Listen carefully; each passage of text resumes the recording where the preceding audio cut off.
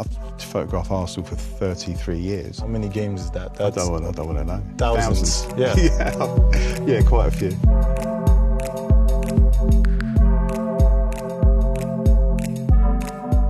Stuart, it's a pleasure to sit down here with you today and get to ask you some questions. I've been a fan of your work for a long time. You've had a long career as a sports photographer and working at the highest point in sports photography. What would you say about where you are now and where you started? Some highlights that we can take away from that journey. When I grew up, the only things I was good at was photography and football. My mother said to me, get a proper job. Saw an ad for a photo agency in London, in Islington, as a printer in a darkroom.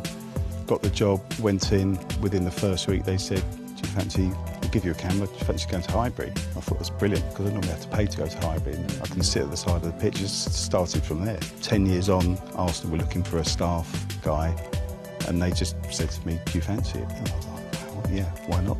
Dream come true, really. Yeah. From that moment when you started, what's your take on where we are now and some of the positives you see of the current landscape of sports photography? I think the positives are that you can shoot something and it's seen straight away. When I started, you shoot a game, you travel back to your office, develop your film, print it, drive the prints around to the newspaper. You might not get a usage for two or three days.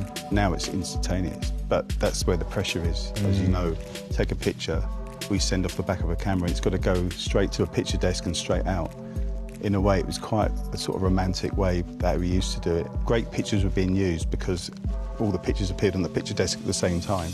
Now, the first picture that comes in might get used. Not always the best picture. There's now an emphasis on turnaround time. It's all about speed. Back home in Rwanda, people are really getting into photography, sports photography, landscape photography. What sort of words of wisdom would you give to me in this position and to people who are just getting started? You don't need to have an expensive camera to be a photographer. It's in your head and in your eyes. You showed me your pictures from the game the other day and I'm like, it's a different style to me, but maybe the next game I'll think, well, I'll shoot this way because I saw how Sam shot it. I look at loads of people's pictures. We did a photographic mentoring course at Arsenal about 7 or 8 years ago. We had 12 to 15 kids off a local estate. We went out with phones. They were just taking random pictures of people in the street, and there's some incredibly talented people there that have never been given the opportunity. 2 of them are now professional photographers. One's an artist at the club you use, a painter. You just need an opportunity. If you had to walk in to your house and there's like a shot of yours front and center on the wall, framed, that you've taken in your career, what shot would that be? Last season, so I've done 33 seasons. We played Bournemouth in the league, and Reece Nelson scored a goal. That was the Reece Nelson game winner. The morning of the game, I set a remote camera up in the stands to capture something for our analysts, some patterns of play for.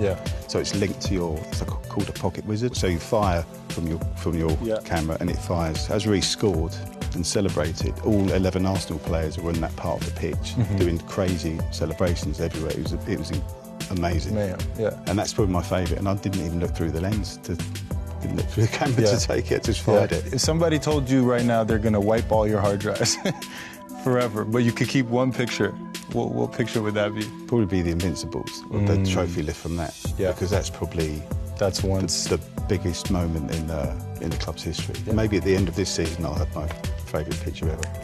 I like that. Thank you for sharing all that. Young photographers would be really inspired. This is educational, and I'm learning a lot. I hope to continue following your work and being inspired. See you at the Emirates. I appreciate it. See you at the Emirates.